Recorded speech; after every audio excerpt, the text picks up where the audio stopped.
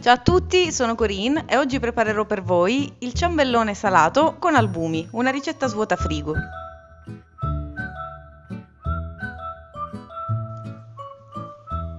Infatti gli ingredienti possono essere cambiati, se non avete il prosciutto usate la mortadella o verdure che vi sono avanzate in frigo. Io per esempio avevo questi due funghetti che sto affettando e metterò in padella ad asciugare con un filo d'olio e un po' di peperoncino solo per 5 minuti.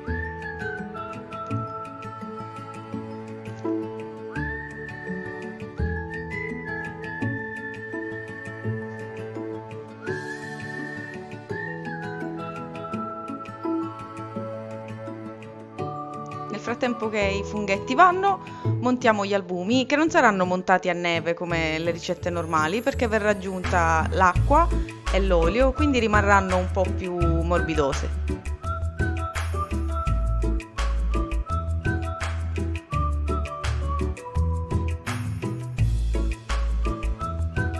Quando avremo raggiunto questa consistenza, aggiungiamo prima la farina, il formaggio, le zucchine grattugiate, i funghetti che abbiamo fatto asciugare e il formaggio che vi trovate in casa, scamorza, mozzarella, quello che vi è avanzato. Un po' di prosciutto, per la versione vegetariana ovviamente non mettete nulla. Imburriamo e infariniamo uno stampo per ciambella oppure anche uno per plum cake può andare bene. Inforniamo a 180 gradi, forno statico, per 20-25 minuti. E questo è il risultato. Eccolo.